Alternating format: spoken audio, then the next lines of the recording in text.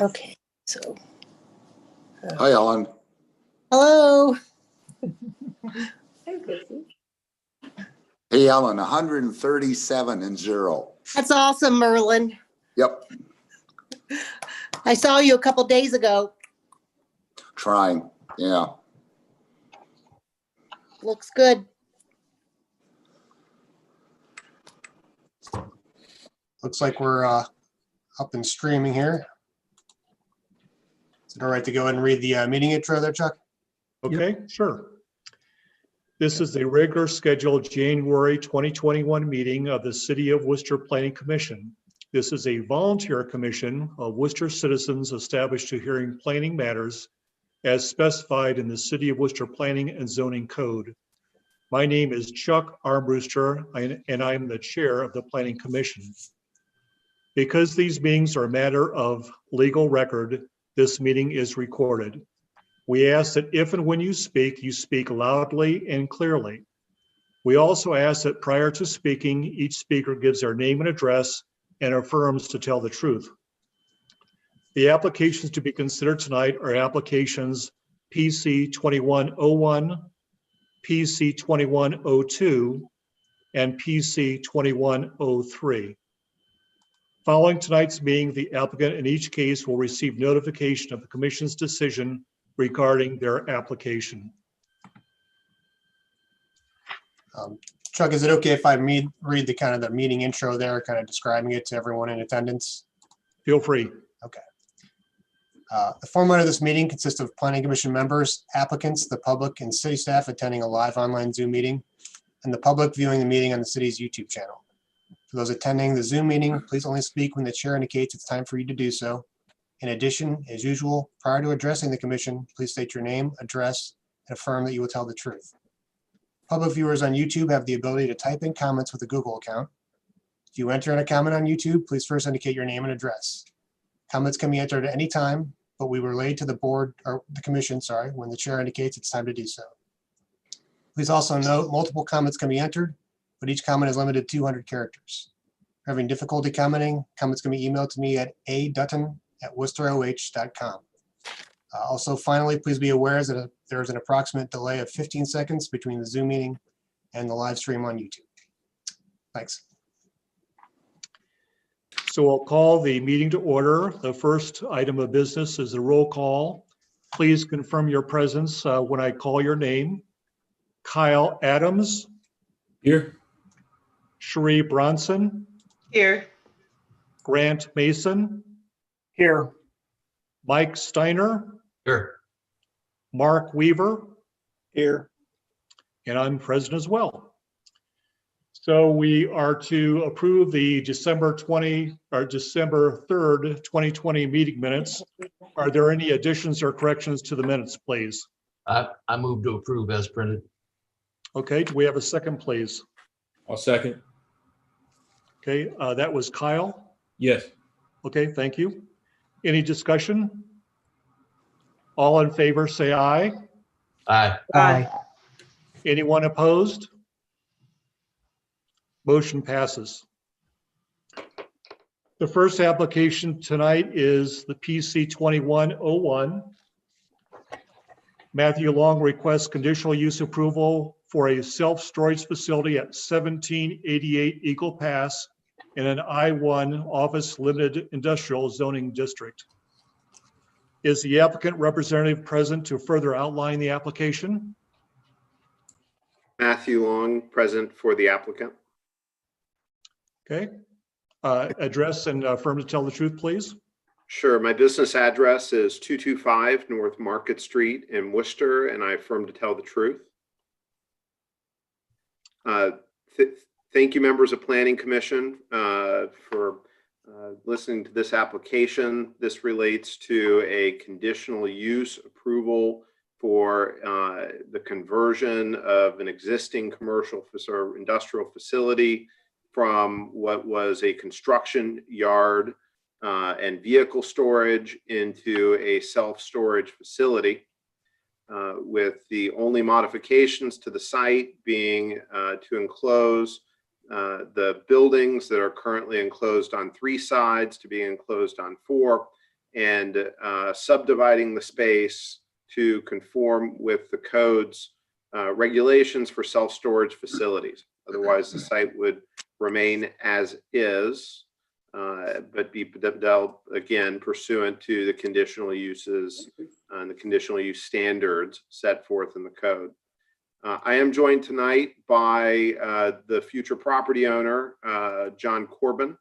I know John's on the Zoom here somewhere and certainly is available if the board has any questions. Otherwise, the application and staff comments do a good job of summarizing the issues and outlining many of the details. With that said, we'll certainly welcome any questions from the board. Okay, commission members, any questions, please?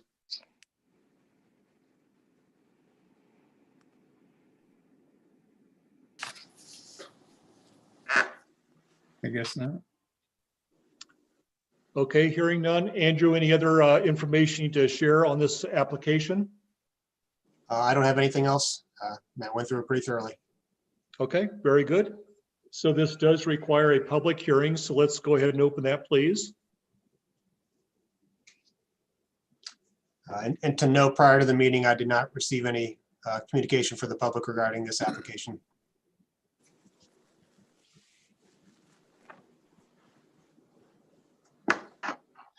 Is anyone on Zoom that has a question or a comment, please? There are none. Okay. And this is from YouTube, correct? That's what I meant to say. Yes, YouTube. Sorry. Okay, great. So maybe we just want to give it a minute to Sure. accommodate the delay and see if anyone has any comments.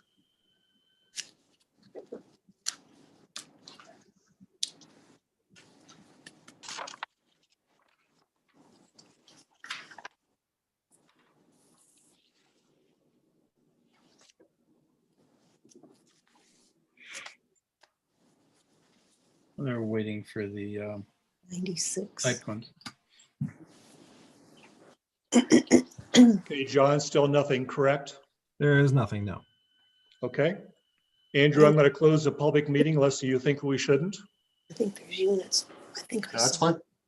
Okay, so we'll close the public hearing. Planning Commission members, any other questions or comments, please? If not, may I have a motion? I'll make a motion to recommend approval of conditional use application PC-21-01 as presented. Yeah, Thank you, Grant. how? Do we have a second, please? This is Mike. I'll second. Thank you. Further discussion? Before we vote, I have a question for Andrew. Andrew, it's my sense that when I look at the conditional use review criteria in Chapter 1107 zoning districts, that this proposal meets all 12 of those criteria. And I'm assuming that your recommendation includes agreement to those, that they do meet those criteria, correct? Yes, your vote for approval would say, and in this case, it's not a recommendation, it is approval on this conditional use, this application, but if you vote to approve, you believe it meets those 12 criteria, which staff also supports. Thank you. Any further discussion, please? If not, we'll vote by roll call. Kyle, Yes. Cherie, Yes. Grant, Yes. Mike, Yes. Mark, Yes. and I agree as well. So the vote is unanimous and it passes. Thank you very much. Thank you. The next application is PC 2102. Matthew Long requesting an approval recommendation from the Planning Commission to City Council for a zoning map amendment to assign a zoning of R2 single family residential to 903 West Highland Avenue upon annexation into the city of Worcester. Again, is there an applicant representative present to further outline the application, please? Good evening. This is Matthew Long. Again, my business address is 225 North Market Street in Worcester, and I affirm to tell the truth. This application relates specifically to the part of the annexation process that asks Planning Commission to make a recommendation to City Council as to zoning when new property is annexed into the City of Worcester. If no recommendation was made, it would default to R1, which in this instance wouldn't be the worst case scenario. But as we were looking at the adjacent properties on this side of Highland Avenue, all of the properties are zoned R2. And right across the street, everything is R1. For our purposes, it probably doesn't make a whole lot of difference one way or another, other than to get it right when it comes into the City of Worcester. So we decided to go through the extra effort of coming to Planning Commission and asking that this body make a recommendation that when this lot come into the Worcester, City of Worcester, that it be zoned R2. Just one other second of background. This is an existing single-family residential structure. And the applicant is simply annexing this in the City of Worcester to take advantage of city utilities, which is about as garden variety vanilla annexation as it gets. So with all that said, happy to ask and answer any questions that the board may have. Commission members, any questions, please?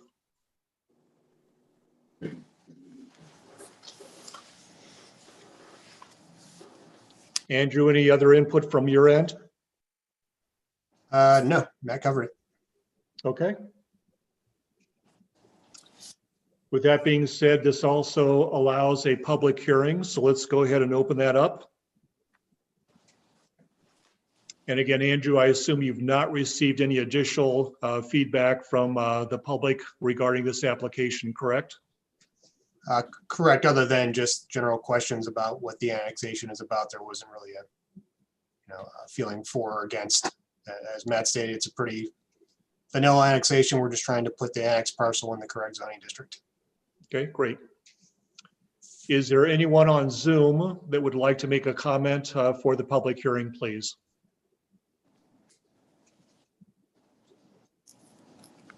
There is on YouTube, there is no one currently, if we want to wait a minute. Okay, we will. Thank you.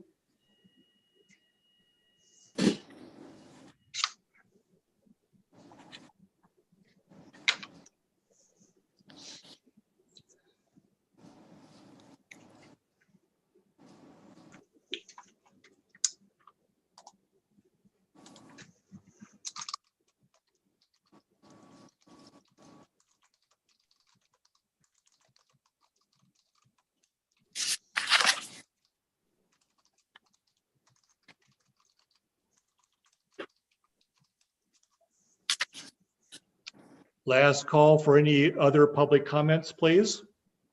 We have none. Okay, hearing so, we'll close the public hearing. Planning Commission members, any further questions or comments before we move on this motion, please?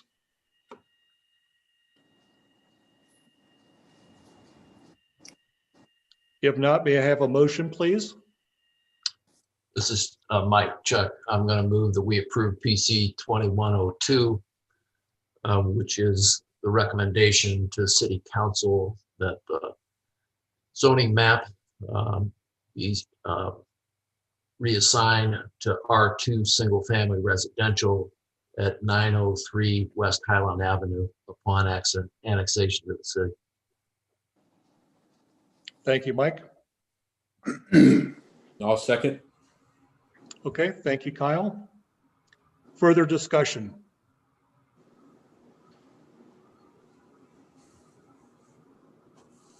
Okay, hearing none, we'll go down the roll call again. Kyle, please.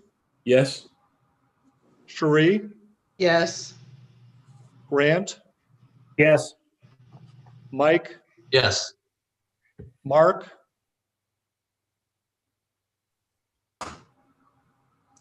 Mark, you're muted. Mark Weaver, Sorry, I don't like bothering you with rustling all my papers. Because the proposal does meet the review criteria, I vote yes. Thank you. And I agree as well. So it's unanimous. Application passes. Thank you. So everybody have a good evening. You do the same. Thanks, Matt. Lastly, we have application PC 2103. Thomas Winkhart requesting an approval recommendation from the Planning Commission to City Council for a zoning map amendment to change the zoning of 4677 Melrose Drive with parcel number 71-00250 and 71-00251 from R1 suburban single-family residential to R3 attached residential. We have received a variety of public comments so far, so just so the record reflects that. On January the 4th, the Planning Commission received the following. A statement from Ann and Richard O'Planick dated January the 1st. Val and Dorothea Williams dated January the 2nd. Steve Griffin and Joanne, Steve and Joanne Griffith, also January the 2nd. Marilyn Pearson, January the 2nd. Dennis and Ellen Hammond, dated January the 3rd. Richard and Robin Spade, dated January the 3rd. And Barbara, Ken, and Todd Fisher, dated January the 4th. On January the 5th, we also received a document from Dave and Pam Gerber, dated that same date. On January the 6th, we received information from James and Valley 2, dated January the 6th. Richard and Robin Spade with the same date, and also a conceptual site plan and commentary from Patrick Mackey from Lemon Development, same date. Then today, we also received feedback from Roger and Mary Lou Clark, dated January the 6th. Steve and Rindy Morfu, dated January the 5th. Val Williams, dated today. And also feedback from the City Engineering Department, Roger Kobalarski, responding to Val Williams' questions. So that's what we've received to date. Andrew, are there any other supplemental comments that your office has received? Yeah, I did receive an additional email. I was planning on reading that during the public hearing. Okay. We'll hold for that. So commission members, any questions that you may have? Well, let me back up. Is the applicant representative present to further outline the application, please? I am. My name is Tony Perez, Lemon Development, 8230 Pittsburgh Avenue, North Canton, Ohio, 44720. I affirm to tell the truth.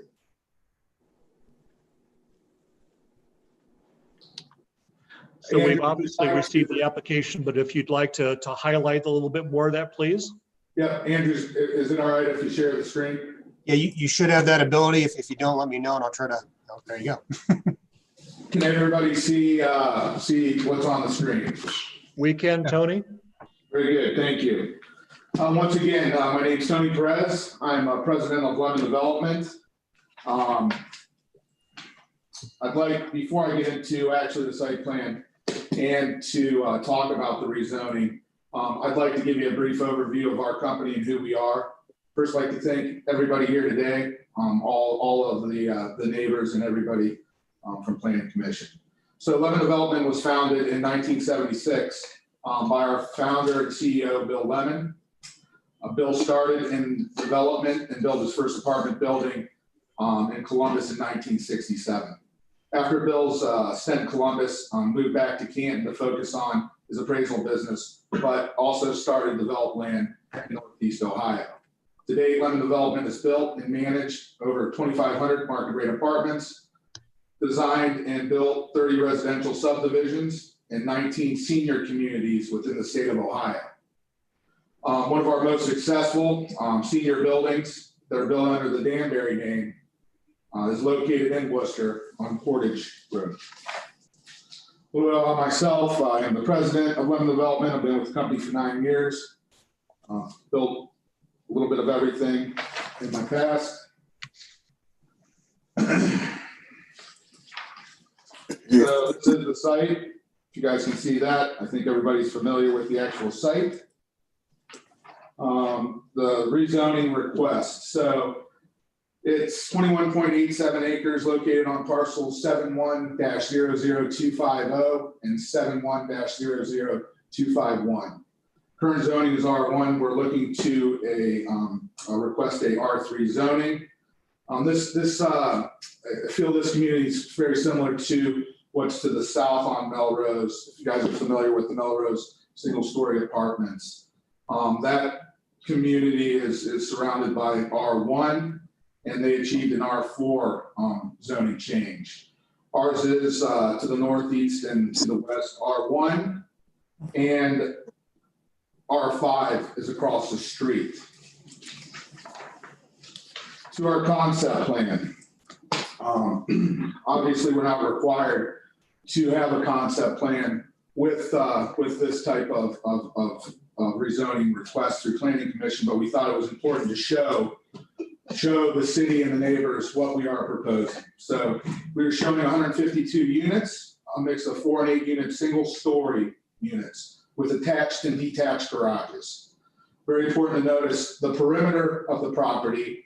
We're retaining all of the existing mature trees that are on our property. And we're, in addition, we want to leave in the interior courtyard as many trees as possible to create an amenity space, dog park, gazebo, and walking path. I'll come back to this concept layout once I start to address some of the community concerns. Within this community, we're looking at a 4-unit building similar to this. This is a 2-unit, but add 2 more units onto this. This building will have 11 of these, 1,300 square feet, 2 bedroom, 2 bath, 2-car garage. Another 4-unit building. We'll have 11 of these buildings, 2 2-bedroom units on this one, 2 bedroom, 2 bath, around 1,243 square feet, and 2 1-bedroom units that'll have 1 bedroom, 1 bath, right around 800 and some square feet.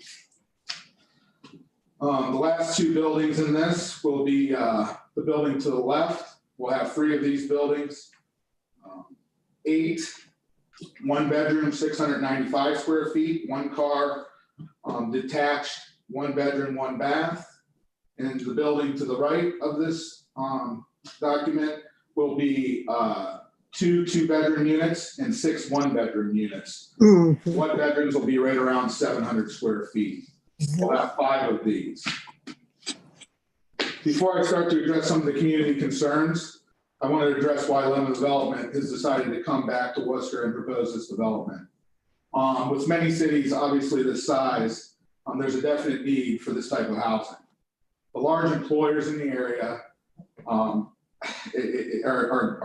wanting to expand, but cannot grow because the housing is just not there. People looking to move into the area for these jobs could be single, newly married, or saving up for a new house, but cannot move to make the move because the housing is just not located or it's just not available within the area.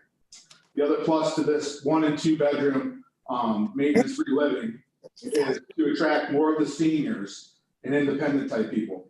So by getting some of these people to move out of their existing homes, so some of them might live downtown, some of them might live in some rural areas, and cannot take care of their existing homes, they want to move into, and we've seen this in our past projects, will draw and move into our communities, and which in turn will open up some of the single family housing for more people to move in. I want to address crime. So people talk about crime. We've had a lot of concerns about requests from that crime is going to be within this community. These are not low-end housing units with low rents. The apartment rents will range from $1,000 to $1,900 a month. Most of these rents are at or higher than most people's mortgages. So it's important that we address. It's important that we address these concerns and talk more. Community concerns. So we put together this community concern page based off of some of the emails that we received and within the community and with the neighbors. Obviously, all these concerns are very important to us. We've listened, we've looked at these concerns, and I think we've addressed these is the best that we could. So a lot of the questions that we got were calling on property value.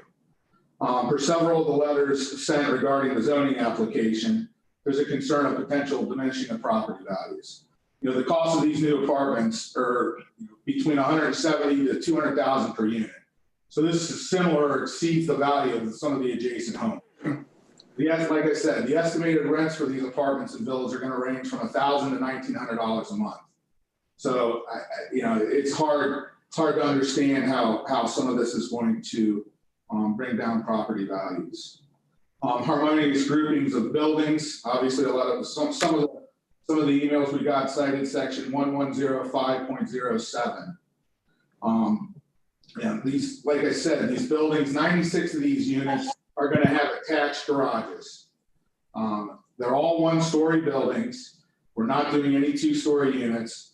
And once again, like I said on the concept plan, the tree lines around the perimeter are going to be kept, and the new buildings will be set with the 40-foot setback that were required by the city, and the adjacent homes, we're going to be at least 300 feet from any existing home with our new building.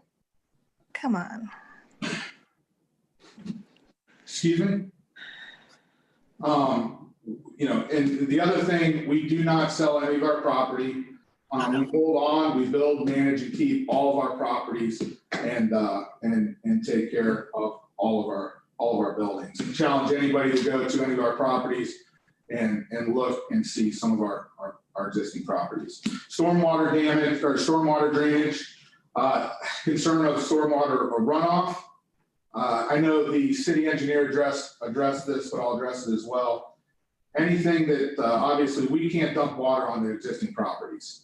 We'll retain all water on our site. We have to follow the Ohio EPA and the city of Wooster guidelines and design requirements. Sanitary sewer. I know there is an issue with the sanitary sewer around this property. We have talked with the city. We want to participate in upgrading to the pump station for the sanitary, which shall improve the existing neighboring properties and accommodate our new development. And last, traffic and safety, as addressed in our application, the overall development will all be private roads. I know there is an easement, an access easement to the east on Bell Lane. We do not plan to utilize that. We only plan to utilize that for emergency use only. We obviously do not want any traffic going through there. So that will not be utilized. And lastly, the city of Wooster is actively planning on improving Melrose Drive, and we will comply with any city requests for a traffic study within this community. So that's it with me. I look forward to answering any questions.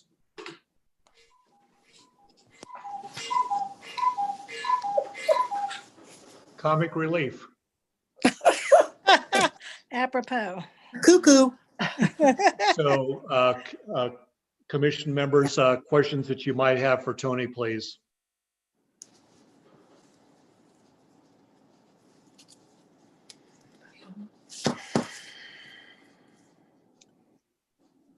Okay, Tony, I do have a few questions. This is Chuck. Again, I appreciate that you didn't have to provide a conceptual plan, but it certainly helps to convey ideas. So just a couple of questions relative to less the plan and more the comments that accompanied the plan. First of all, I saw that there was a gas well shown on the plan itself. I assume you're planning on capping that, or what's the plan for the gas well, if I may ask? Capping it. We have not dug deep into that yet, but probably capping and removing. Okay. Then also, you obviously shared some property values, the construction cost for the apartments and so forth, and also the relative values of residents surrounding that. Just to be clear, the $175,000 to $200,000 construction costs that you're citing, is that for the building construction only, or does that factor in site development like streets and those type of things? It does. It has some site improvements on it, but right now we've been building the 2-unit building for right around 140 plus 150. So you do have some site improvement costs onto that number, correct? Okay. And then the second clarification regarding values would be, again, you're citing your concept as well as local residents and so forth. I assume the values that you're citing are market values rather than any type of reduced taxation type value, correct? Yes, yes. We pulled recent sales and yes. Okay. And then the last question I have is on the site plan. Again, you have a variety of buildings shown. Many of them are labeled, but also around the perimeter, it seems to be outlines of buildings. So is this a phased project, or what? How should I interpret that? On the actual site plan, we plan to do this all in one phase. So yeah, everything you see around the perimeter should be in one phase of a project. Okay, thank you. Other questions or clarifications, please?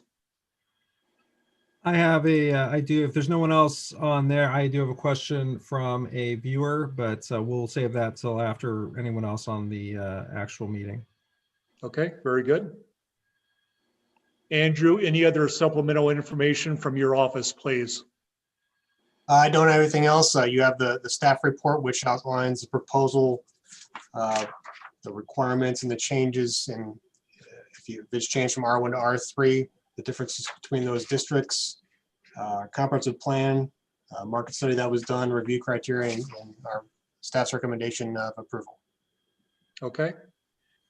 So once again, this allows a public hearing. And before I open that to the public, again, any commission members, any questions or comments that you may have, please.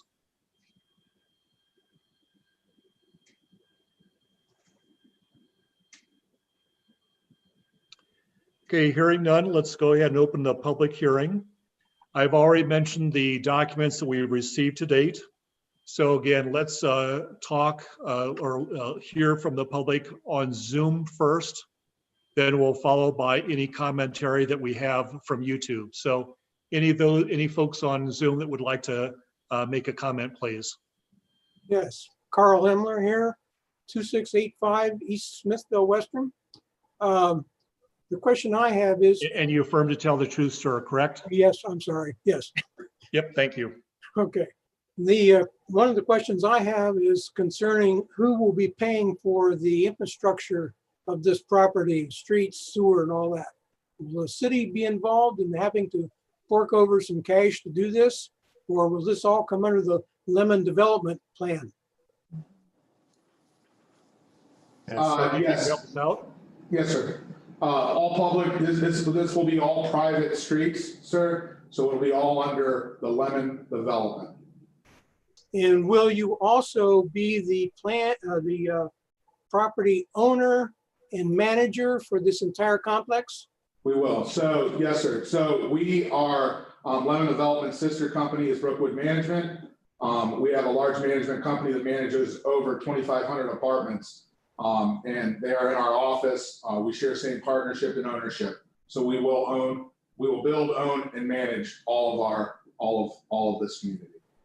Okay, that includes the mowing of the lawns and street cleaning and all.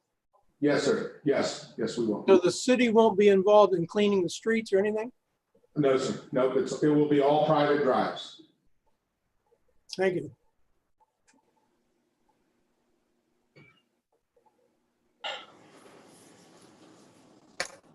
I'm Merlin Peterson, 4491 Mill Lane, and I promise to tell the truth. The questions I had is in a letter I sent that our community has always been concerned about the traffic safety and the density. The issue that's coming forward is that this project would be completely encircled by private properties, and a church, except for a very small area that would have any contact with the Melrose Trailer Park. Using the basis of our community on Mel Lane, each lot is roughly 1 acre. That expectation then would be that that field would have room for 20 houses, not 152 different homes. On the basis of what's on Melrose, those lots are roughly half an acre. That would mean there would be roughly 40 different homes. Again, not 152.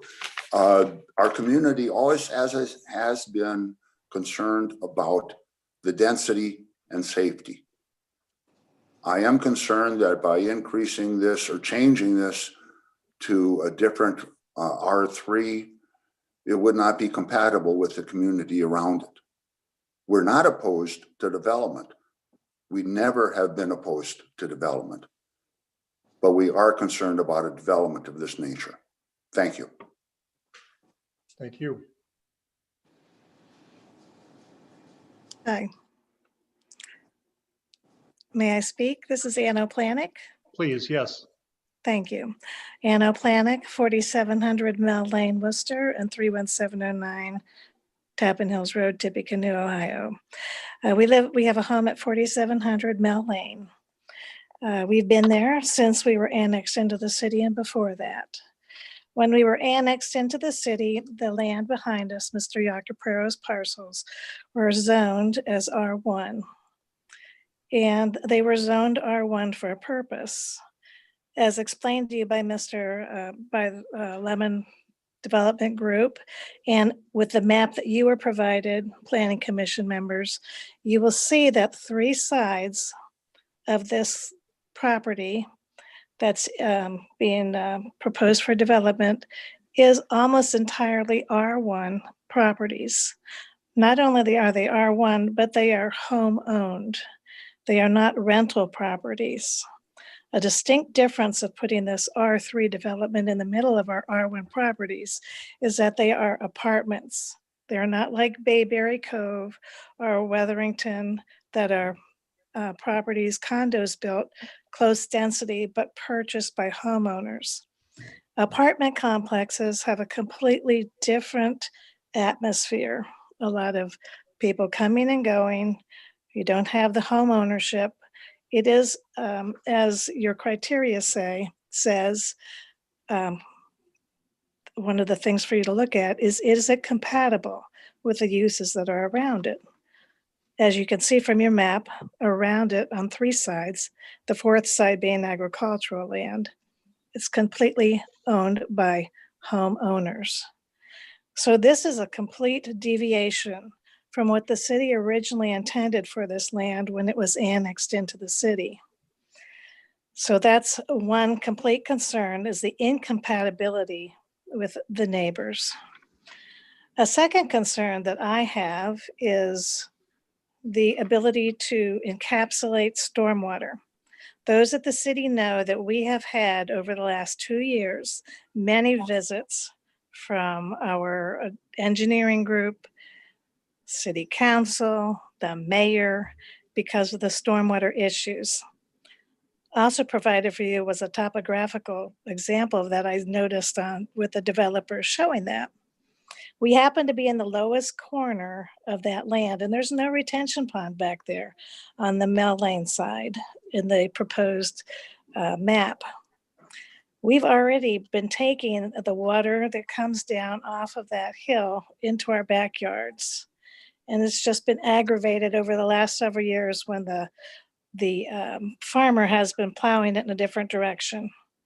So there doesn't seem to be any plan for the topography drop off in the back towards Mel Lane to encapsulate that water. It is a problem. The city's aware of it. There's nothing done as far as the concept map. I'd just like to speak a little bit about planning, because that's who you are as Planning Commission. And we understand as citizens of the city of Worcester that the city needs places to be built. We're just saying that this has always been R1. The plan was always for it to be R1. Because it hasn't worked out for two different developers as an R1 project doesn't mean that it still can't be R1. Changing its use to an R3, putting rows of apartments, if you look at the map, some of them completely go across our backyards. That would be the total view that many people on Mill Lane are going to see, is rows of apartments. And the quote by the builder that says there'll be 300 feet of our backyards. 250 feet of those, 260 feet of those is our backyard. So perhaps that distance to our house is accurate, but he's quoting our properties. We shouldn't have to have our back lot lines count as an eyesight version.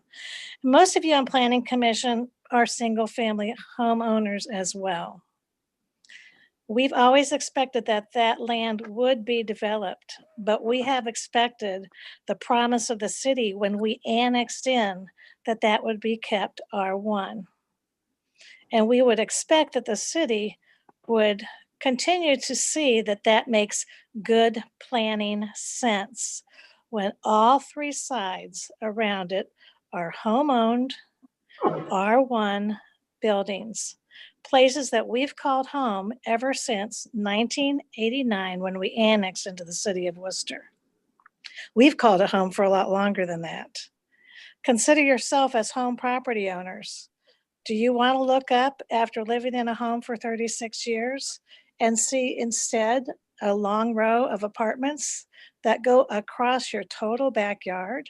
Yeah. Is that how we should look at the city's planning?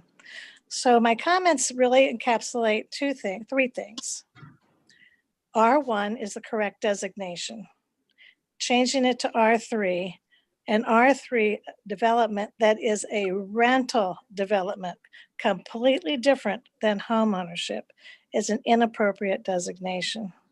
Number two, the water problem is never going to be completely addressed because the land that drops down towards Mill Lane has no retention, no ability to retain that water. And number three, we would hope that the city would keep its promises to us and maintain our house values. If I would look up and see an apartment building all the way across my backyard, you cannot tell me that my value of my property, which is a nice property, would hold its same value. Our properties are valued because we have the country city atmosphere. We're 1 acre lots. We have big lots for kids to play on and dogs to run and people to walk the street. So please consider all of our homes, hundreds of them along Mill Lane, Mellon Circle, Smithville Western, Melrose Drive, who have lived there all these years and expected it to grow, but to grow as the city promised us back in 1989 when we worked, and I specifically worked, to get our area annexed into the city of Worcester. Thank you very much. Thanks, Ann. And again, just for the record, you affirm to tell the truth, correct? I do affirm to tell the truth, the whole truth, and nothing but the truth. Great. Thank you very much. You're welcome. Other thoughts, please? Yes, sir. I'm Val Williams, 4561 Mill Lane, Worcester, and I affirm to tell the truth. I want to support all the comments that Anna Planick has made. She's very well condensed all the thoughts of the neighborhood and folks that we've talked to. I do have a concern, obviously, about the water. We just went through that in the past year to try to get our stormwater matter a bit better under control, which it is. It's not ideal, but it does work better through help with the city. Ann mentioned that when we were annexed back into the city, that at that time, it was made a very big point that the Acaparo Farm was R1. When the mayor stopped to our neighborhood meeting last year at Mr. Planick's home, he was, and this was unsolicited, brought up the fact that we're very fortunate to be out here and that the adjacent property protects our property values because it's R1. An unsolicited Yes. comment by your mayor, our mayor. Please keep that in mind, unsolicited. The proposal to build the development prior to Lemon Development now, Mr. Baker's 2 attempts, we were concerned about through traffic. We think that's been mitigated, whether it's your approach or somebody else's. We either hopefully get that right away vacated or it becomes emergency access only, which we do not have a problem with. When you looked at Mr. Baker's development going south, it was proposed that there would be access from that Yacopero property and Mr. Baker's buildings. There would be some kind of an access road going south. I believe that would imply that further development would be a continuation of the type of housing that we have right now, which is R1. So at that point, I could just see the growth. I think have been talked about a lot of times. I think Scott Myers during the council meeting expressed the same concern. Growth to the south would most likely be R1. So again, the 2 points I wanted to make were, it's an R1 neighborhood. It's been that way. We bought our home back 35 years ago for the same types of reason. Country atmosphere, nice people, great place to live. Support the town, pay a lot of taxes, don't cause any trouble. I'd like to see it maintained that way. It makes prudent sense. Thank you for your time. Thank you.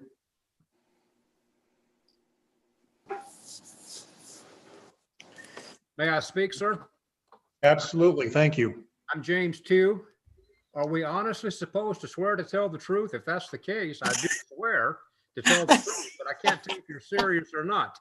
I do swear to tell the truth, sir. Thank you. I live beside the controversial lane. I guess it's controversial.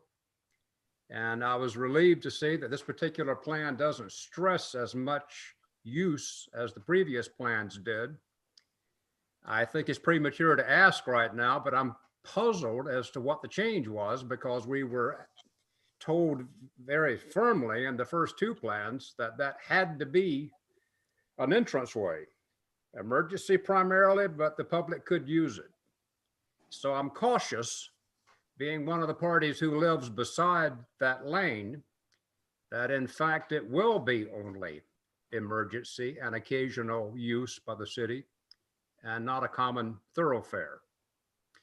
Secondly, I need to support Ms. O'Planick and Mr. Williams too, because I was reassured by senior city administrators that we were protected because that was R1. And to make the point, those administrators turned and pointed to the east and said that land at the end of Mellon Circle is not so protected, and we could not defend that if someone wanted to do something prominent at the end of Mellon Circle, which is on the other side of Mel Lane. So we were reassured and went home that night that we were safe in our R1 designation. It is surprisingly unnerving that it's so easy to bring this up and to consider the change for that. Thank you for listening to me, sir. Thank you. What? You didn't give your address. Oh, I'm at 4654 Mel Lane. Thanks to your better half. Yep. My better half can hear, in case you can't tell. She's beside me, so I can keep up with what everyone else is saying. Thank you again. Yes, sir. Hi, this is Rich Spade, 4494 Mel Lane, Worcester, Ohio. I tell the truth. We bought our house 3 years ago here on Mel Lane because we're from the Ashland County. Might say boondocks. We was in the county, and we've been looking for a house for 2 years. And then a realtor popped up and said that we got a house exactly what you want. A country setting in the city, nice views. So we come up, we looked at it. I bought it right then and there. Now, this last couple of years, that's all we see. Build, build, build. I understand Worcester needs building, but why can't they put something in there just like we have on Mel Lane? Plain and simple. We wouldn't have to look at backside the buildings.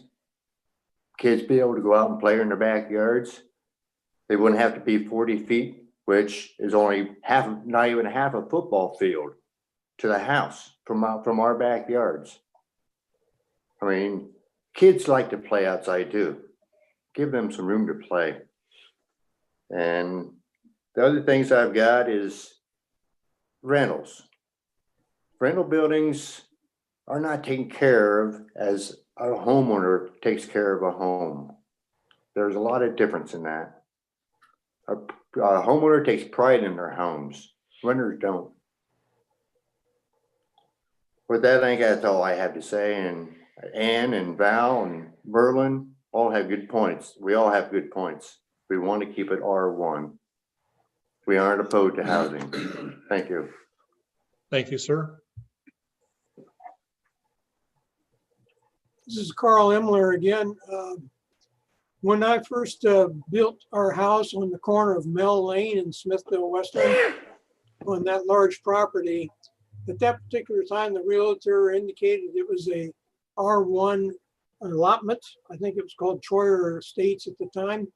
But anyway, it was to be expanded at some time in the future into this area that we're talking about tonight. And again, it was supposed to be maintained as R1. So I was really confused on why we got this change, or this proposal came up to rezone it to R3. Is it purely monetarily an advantage to someone? Is that it? Or I just don't understand. Thank you.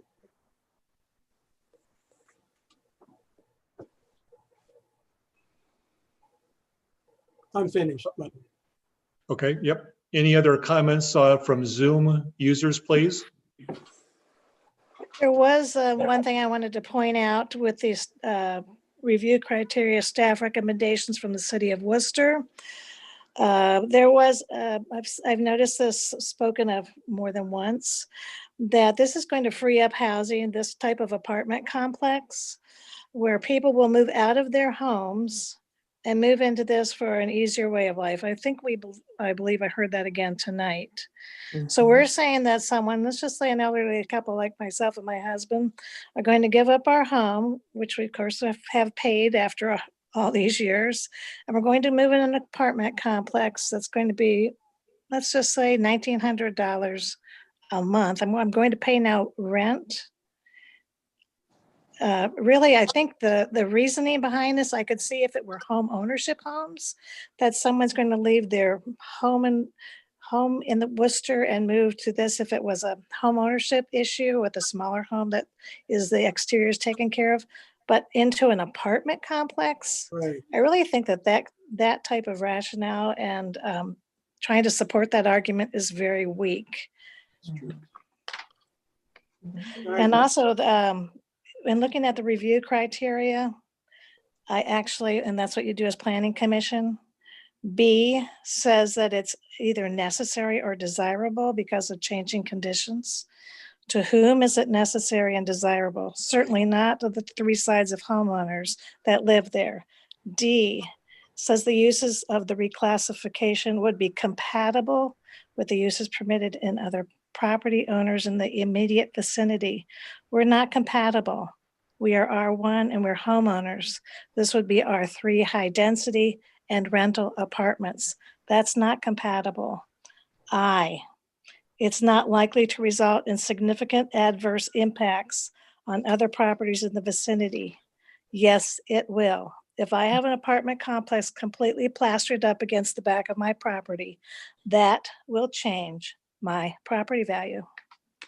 Thank you very much. I needed to point that out because those are the criteria that you work with to decide whether this is an appropriate change from R1 to R3. And we will be reviewing that at the end of the public hearing. Thank you. Other Zoom comments, please. Yes, Merlin Peterson again. I'm looking at 4491 Mel Lane. Again, I will tell the truth because the truth is based on the information that was given to us, that it lists property values in on a spreadsheet. It shows the property value of my home, what I paid for it 20 years ago. That's not the current value. There would be in excess of over 200,000, not 180. So that sheet is not correct. Don't use that as a basis for a When was- decision. That they assessed our house. Thank you. They said 132. There's no way. It's gotta be. Their face, car's house. Any final Zoom comments, please? I just like to Very thank, sorry. Oh, go ahead, Ann. Yeah, I wanted to thank the Planning Commission. I know this is a difficult issue for you. And you have something to balance out here. You have to balance out the request of one property owner who's trying to sell his property to a developer and meet a need in the city of Worcester. We all understand that. Versus scores and scores of property owners who have a sincere and true concern about what the change will mean to us. We're already there. We've been there, some of us for 2 years, but most of us, let's say 30, 40 years. It will change our properties.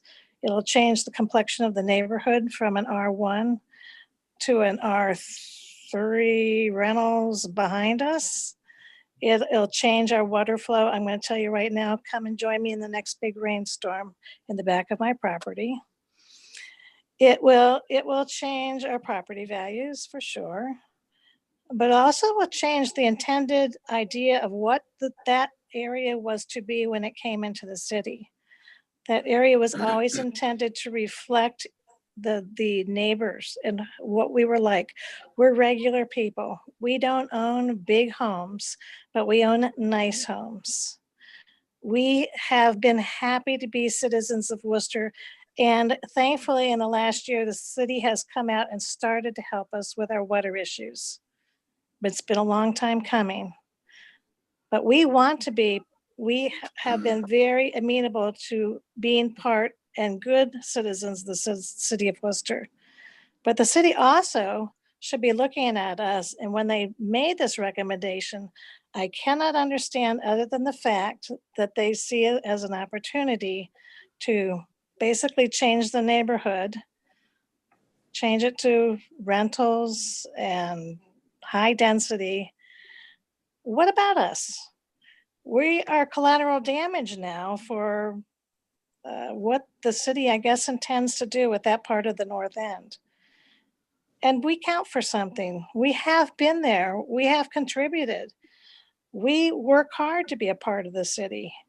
And we really want at least to be looked at. If you look at that map in front of you of this area, I cannot see how anybody can come to the conclusion that being completely surrounded by R1 home-owned properties, we should now put a rental unit of 152 units on 21 acres in the midst of it and say that is compatible, will not hurt your home values, will not cause more water, will not cause more noise, but it is like what you have now.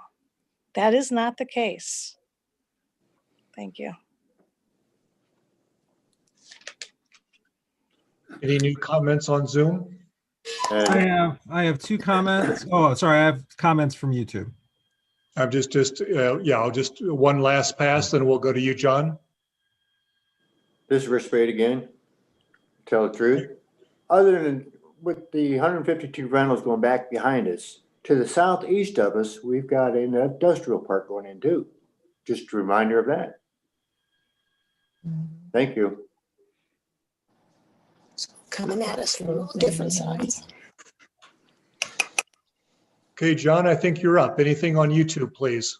Yeah, so I have a comment from Steve Griffin at 4539 Mill Lane in Worcester. And he says, regarding the Lemon proposal, I wonder if the commission truly believes that 152 apartments being built next to a single family home, built next to single family homes is not going to affect their property values. Common sense, their values would be damaged. This plan violates the historical plan layout when first established, acre lots / Troyer estates, and R1 when the city annexed us. This action also seems to constitute special treatment of just one property owner in the face of multiple abutters objecting. That's my concern. I also have a comment from Matt Delaprospe, and he has a specific question that would probably be for Lemon Development. And his question is, how is the easement going to be secured for emergency use only?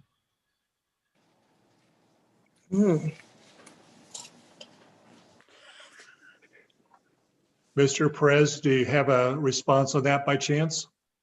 I mean, I plan to, I mean, we've already had some talk with the city, and I plan to use our access. I'm not gonna extend a road out to Mel Lane.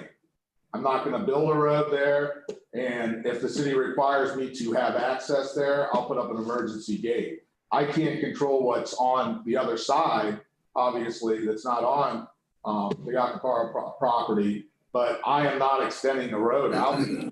So if I have a gate or whatever the city, requires for us to do, we'll do, but I'm not planning, nor do I want any traffic going through from Mel over to us. Okay, thank you.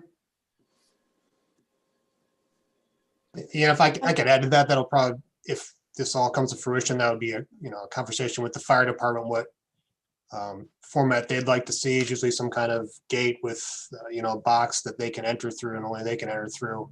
But that'd be, a more detailed conversation down the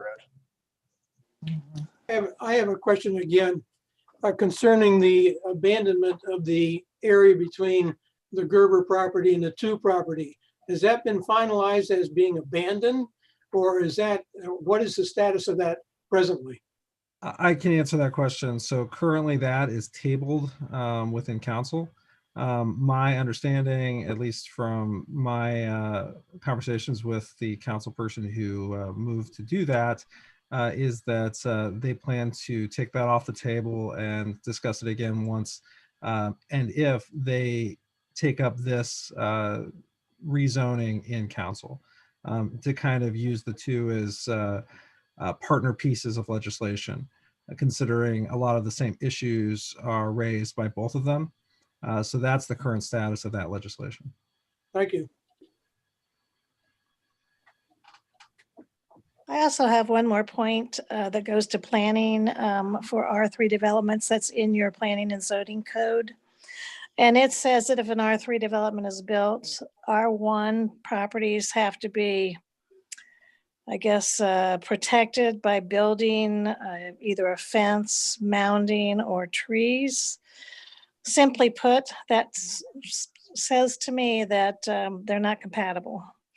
If something is being built and we have to put up a barrier so we don't see it, what does that tell us about that property? Thank you. Chuck, I had a comment from the email that I received earlier. I can read that now. Sure. Okay. This is also from Mr. Delaprospe. I recently purchased a home on Mel Lane, December 11th, 2020. And I object and ask that you do not rezone the property at 4677 Melrose Drive as it is in our new backyard. I bought this home to raise our children in and let them play in their yard without worrying or having to watch them like a hawk. I feel having apartments behind us would decrease their safety, not knowing who is coming and going and residing behind us. The increased noise and traffic would also be a nuisance and safety concern. Rezoning this parcel is a bad idea, because it doesn't fit the immediate surrounding area. The parcel in question is completely surrounded by peaceful, quiet, and safe R1 single residence properties. Also, rezoning it would decrease the values of all those surrounding R1 properties, as it would be placed in all their backyards. So to alliterate, please do not rezone this property and keep our neighborhood safe, peaceful, quiet, and quaint, and protect our property values. Thank you for your time and community service. Okay, thanks, Andrew. John, any additional YouTube comments, please? We have none. Okay, I'll call last call for any new comments for the public hearing, and I'll pause while people respond. I'm not sure I understand. Who said that? I'm sorry, what's the question? There wasn't a question. That was, for some reason, my Siri got activated. Okay, very good. Mr. Scavelli, can I ask a question? That would be Since- up to the chair. Okay, You may, sure. thank you. So this is our time for input. After the commission has discussion, is there any more opportunity to ask questions after that discussion, or is this our last opportunity? No, this is the public hearing, so this is the time to make any comments or questions that you may have.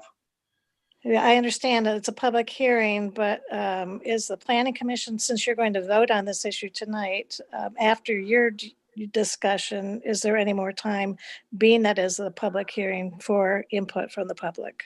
Or is this our only time? Yeah, this is your only time. When we conclude, we will close the public hearing. Then we'll resume the regular planning commission meeting where they can ask questions and so forth, but not have input from the public. Okay, I have one more question. I want to know how many of our emails and responses, especially the ones that have come in the last 3 or 4 days, have been read by the planning commission members. I know I've read them, and if the other members want to acknowledge your participation, please. This is Mike Steiner. I've read every one. Thank you. Grant Mason, I read every one. Thank you. Sheree Bronson, I've read everyone. Thank you. This is Kyle Adams. I read every email. Thank you. Mark Weaver, I've read them all. You know, it is wonderful. We thank you so much, because it's really been our only access to you up to this point. And we also thank the city for allowing us to be on this Zoom meeting. And those who have sent in comments tonight. It makes a difference for you to see us face to face. We're real people. We have real concerns. And if you talk to the city's been working with us for over 2 years with our problems out there. This proposed allotment of 152 residences is going to continue to aggravate some of the issues we currently have. And I'd like you to take that into consideration as well, because the city can fill you in on the multiple issues we've had with street safety, narrow streets built to the county standards and not city standards, deep ditches, and also now a change in the atmosphere of the neighborhood, and the proposed rental apartments to be put in our backyards. Thank you.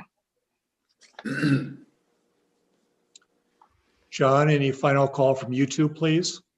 We have nothing. Okay. If there's no other initial new comments, we'll close the public hearing. So committee members, any other questions or comments you have before we review the criteria, please? Yeah, I have a comment to make. I was wondering if Andrew would be able to explain to everyone on the Zoom call maybe what the process is, because I think it was a little confusing on what the public was allowed to ask. So, and how this would work, then city council, and then how it would have to come back to planning commission again for any development. And so if Andrew could kind of explain that process. Sure, no problem. So the process here is simply the rezoning of the property from R1 to R3. That's the question being asked of this particular application.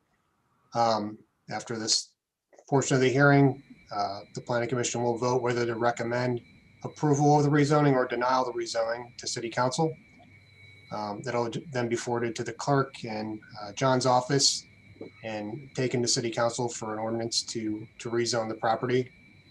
City council will also have a public hearing similar to this one, and it'll be scheduled for 3 readings, generally 3 different meetings, for them to decide whether they want to approve the rezoning or not.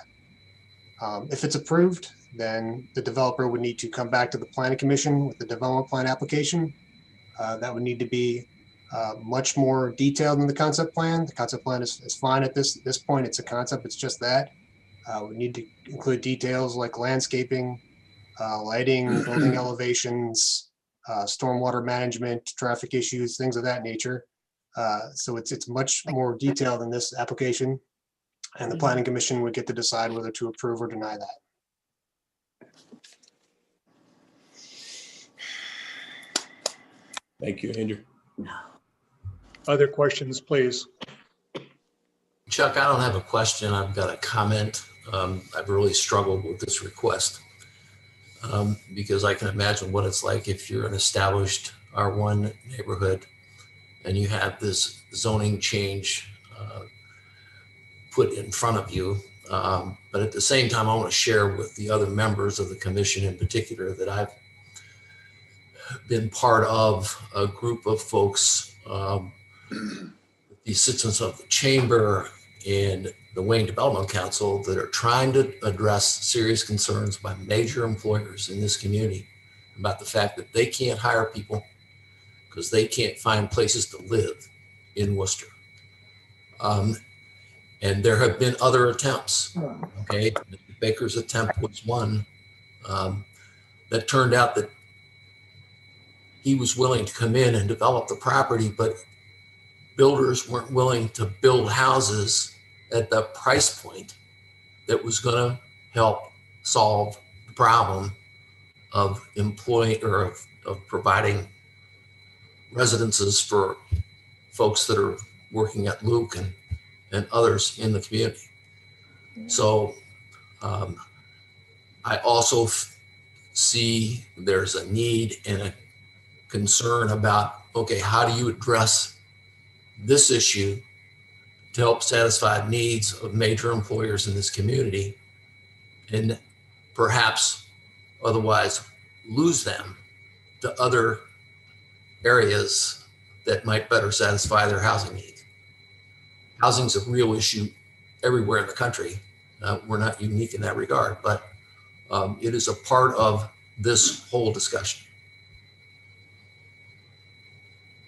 Thank you, Mike. Tony, I had a question. I know that this might sound out of bounds, but again, more of an operational question relative to the leases and so forth. Can you give me a concept of what the minimum lease duration is in your contracts for your apartments, please? 12 months, Mr. Umbers. All right, very good. Thank you. Last call for any questions or comments for from the commission members, please. I'm sorry, sir, the public hearing portion is over. I understand. Sorry. You'll have opportunity at other public hearings and other meetings, but not tonight's. Thanks. Okay, Andrew, if you wouldn't mind, go ahead and put up the review criteria for our commission, please, to discuss.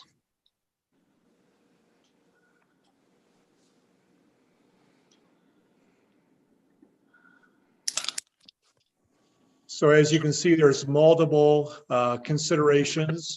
Ann mentioned a few of them. What I'd like to do is to go through alphabetically each of those comments. I don't know that we need to have a great amount of discussion on each one of them, but in fairness, any comments would be, would be open and available.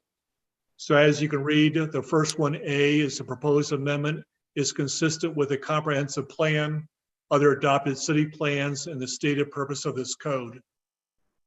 To my knowledge, it is. Again, I'm open to any other comments or exceptions, please.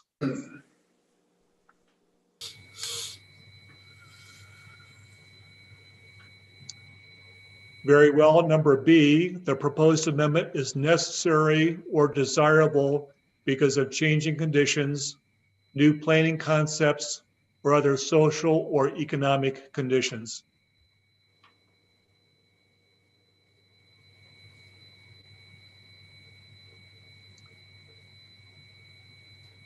As Mike indicated, depending on what side of the fence you're on, there's some economic, impacts one way or the other, whether it's city employment and housing and so forth versus obviously adjoining landowners. Other comments on B, please.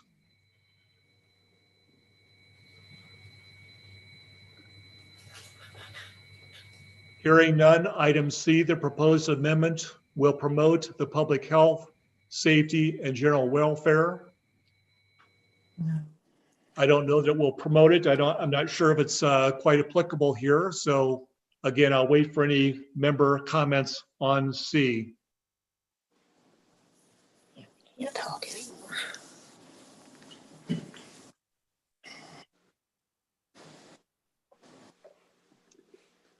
Item D or delta, the uses that would be permitted on the property, if it were reclassified, would be compatible with the uses permitted on other property in the immediate vicinity. I think that point could be argumented as it has this evening regarding the surrounding R1 properties. Other input, please.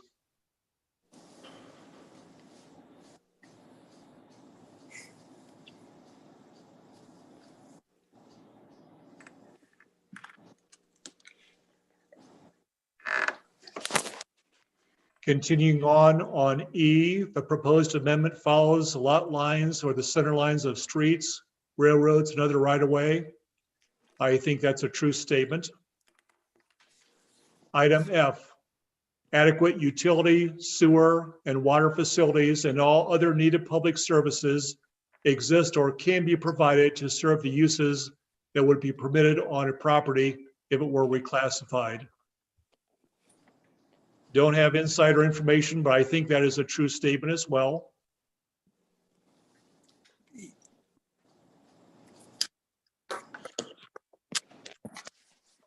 Number G, the proposed amendment is not likely to result in significant adverse impacts upon the natural environment, including air, water, noise, stormwater management, wildlife and vegetation, or such impacts that would be substantially mitigated. No, no more deer.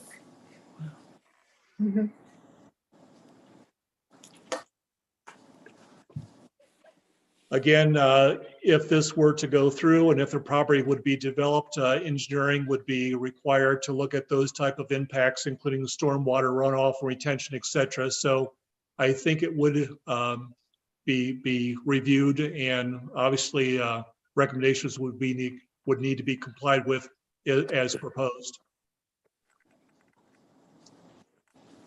Continuing on to H, the proposed amendment will not contribute or it will constitute an instance where special treatment is given to a particular property or property owner.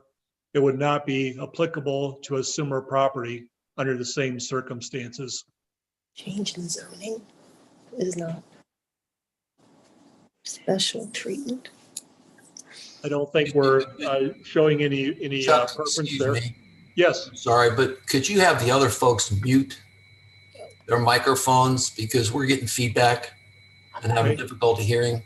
Andrew, can you help me out with that, please?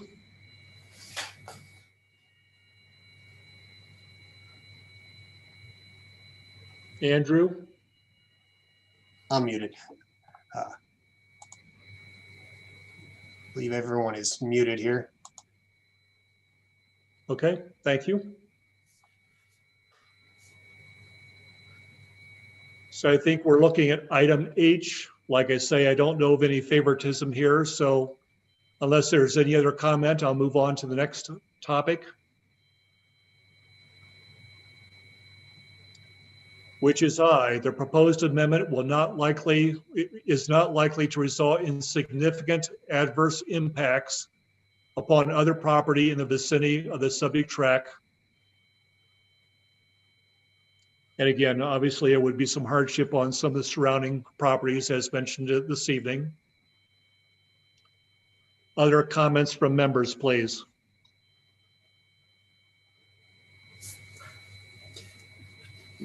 Chuck, I've got a question for Andrew. Okay, we have a number of R3 zoning areas that abut R1 zoning areas in the city of Worcester.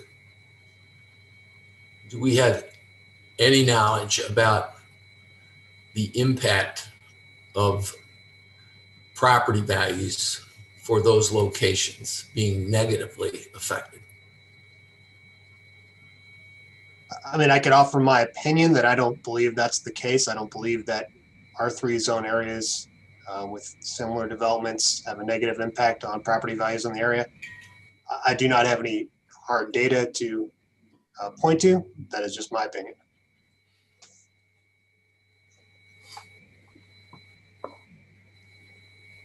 Other questions or comments on I, please?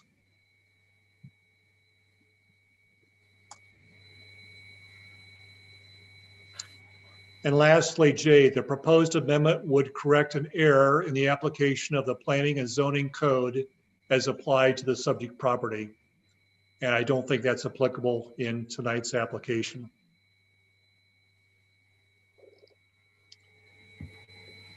Okay, again, last call for the commission members. Any questions or comments that you may have, please?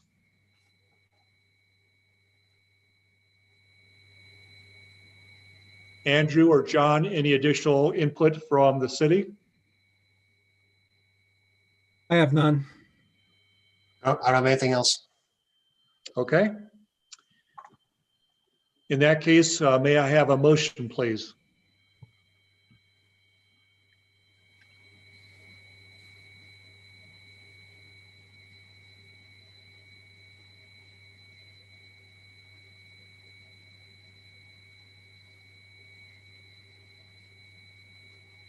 We'll need a motion to proceed.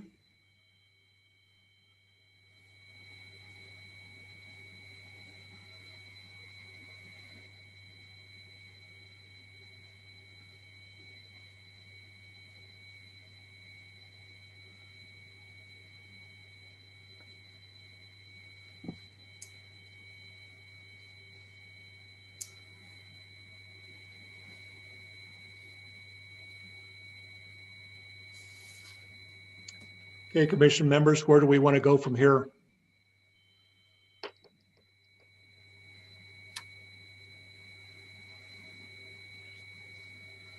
My advice would be, even if you're planning on voting against it, you would still, someone probably should still make a motion in the affirmative unless you're planning to table the item. Agreed. So since we have to put it, I think, on the table, I don't think tabling it is anything that we should do at this point. I will move approval of recommendation, or that we recommend to City Council a zoning map amendment to change the zoning of 4677 Melrose Drive with parcel numbers 71-00250 period 000 and 71-00251 period 000 from R1 to R3. Thank you, Mark. May I have a second? I'll second. Thank you, Mike. Further discussion, please. I just want to note that the Planning Commission our responsibility is to look at the criteria set out in the code and do our best to apply those criteria to the project. I don't believe there's special consideration to this particular proposal because they have to meet the same standards as anyone else. Thank you. Any further comment? Hearing not, we'll take the vote. Kyle? I vote no. Cherie? Yes. Grant? No. Mike? Vote yes. Mark? Vote no. I will vote no as well. As we have 2 yeses, 4 nos, it did not pass. So the minutes will reflect that. Andrew, is there any other business for the commission this evening, please? No, other than the note, the zoning amendment will be forwarded to council with that recommendation. And just kind of administratively, if we have problems with anyone getting a packet a couple of days before the meeting, please send me an email, give me a call, I'll get that out to you. Okay, very good. Andrew, should I sign these minutes from last month and send them to you since my name's on them? Let's see here. Or would Chuck? We'll send out another copy to Chuck there. Okay. I don't think our assistant was aware that we changed the chairs, so Okay. we'll send 2 out to Chuck for this month, I guess. Okay, last call for any additional business, please. If not, may I have a motion to adjourn? So moved. Second. Thank you, Mike. Second. Second. All in favor, say aye. Aye. Aye. Opposed, same sign. Motion passes.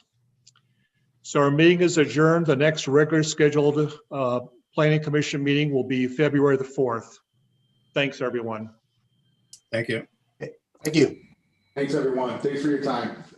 Have a good night, everyone. Thank you.